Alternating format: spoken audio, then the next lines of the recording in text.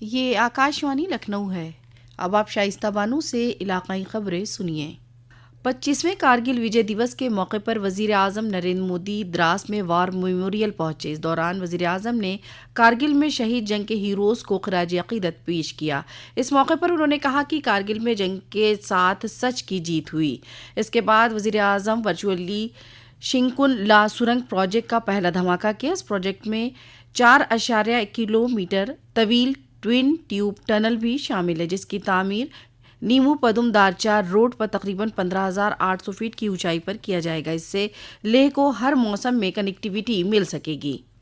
ملک بھر میں آج 25واں کارگل وجے دیوس منایا جا رہا ہے۔ اس دن بھارت کے کئی بہادر بیٹوں نے جان کی بازی لگا دی تھی۔ صدر جمہوریہ دروپدی مرمو نے کارگل دیوس کے موقع پر مسلح افواج کے تئیں اظہار تشکر ظاہر کیا اور خراج عقیدت پیش کیا۔ اس موقع پر وزیر دفاع راجناتھ سنگھ نے آج دلی میں قومی جنگ میموریل پر کارگل جنگ کے بہادر ہیروز کو گلہائے عقیدت پیش کیا۔ ساتھ ہی تینوں افواج کے سربراہان نے کارگل کی جنگ میں اپنی جان قربان کرنے والے سپاہیوں کو خراج عقیدت پیش کیا۔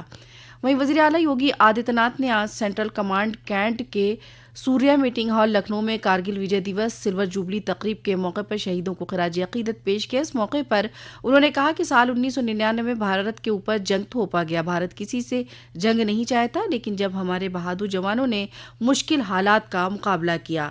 وزیر اعلیٰ نے کہا کہ جنگ کے دوران ہمارا کوئی بھی جوان شہید ہوتا ہے تو اتر پردیش حکومت کی جانب سے شہیدوں کے لواحقین کو 50 لاکھ کی مالی امداد اور کنبے کے ایک ممبر کو سرکاری نوکری بھی دی جاتی ہے۔ اس موقع پر وزیر اعلیٰ نے کارگل کی جنگ میں شہید جوانوں کے اہل خانہ کو اعزاز سے نوازا۔ اس سے قبل وزیر اعلیٰ Yogi Adityanath central command cantt میں کارگل وجے دیوس کی 25ویں سالگرہ پر منعقد سلور جوبلی تقریب میں شامل ہوئے۔ اس دوران انہوں نے جوانوں کو خراج عقیدت پیش کرتے ہوئے گلہائے عقیدت پیش کیا۔ وزیر اعلیٰ نے جنگ کے دوران بھارت کے بہادر سپاہیوں کی بہادری پیش کرتی ہوئی نمائش کا معائنہ بھی کیا۔ لوک سبھا میں حزب اختلاف کے لیڈر راہل گاندھی آج سلطان پور میں M P M L A court میں پیش ہوئے۔ یہ معاملہ 2018 میں کرناٹک اسمبلی انتخابات کے دوران وزیر داخلہ امت شاہ پر نازیبہ تنقید کے معاملے میں ان پر ہتک عزت کا کیس درج ہوا تھا۔ اس معاملے میں آج راہل گاندھی نے اسپیشل جج جسٹس اے کے شبھم ورما کے سامنے اپنا بیان درج کرایا۔ راہل نے کہا کہ انہیں سیاسی وجوہات کی بنا پر پھنسایا جا رہا ہے، جبکہ انہوں نے کوئی نازیبہ بیان نہیں دیا تھا۔ اس معاملے میں آئندہ سماعت 12 اگست کو ہوگی۔ 29 جولائی سے شروع ہو رہے اتر پردیش قانون ساز اسمبلی کے مانسون اجلاس میں ریاستی حکومت 2024-25 کا پہلا بجٹ پیش کرے گی۔ اس کے ذریعے سے ریاستی حکومت پریاگ راج میں کمبھ کی تیاریوں کے لیے رقم الاٹ کرے گی۔ ساتھ ہی دیگر محکموں کی ضروری پروجیکٹوں کو مکمل کرنے کے لیے بھی بجٹ میں انتظام کیا جائے گا۔ وزارت مالیات کی جانب سے ضمنی بجٹ لانے کی تیاریاں شروع کر دی گئی ہیں۔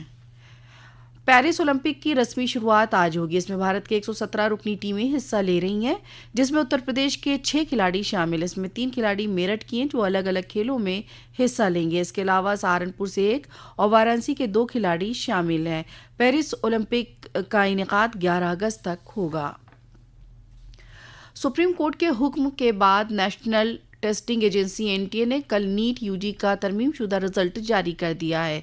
طلباء neet.nta.online.in پر اپلیکیشن نمبر اور پیدائش کی تاریخ ڈال کر اپنا رزلٹ دیکھ سکتے ہیں۔ یہ رزلٹ سپریم کورٹ کے اس حکم کے بعد آیا جس میں امتحان میں فزکس کے ایک سوال پر IIT دلی سے صلاح کے بعد چوتھے متبادل کو منتخب کیا گیا تھا۔ ساتھ ہی امتحان رد کرنے اور اسے دوبارہ منعقد کرنے کی رٹ خارج کر دی گئی تھی۔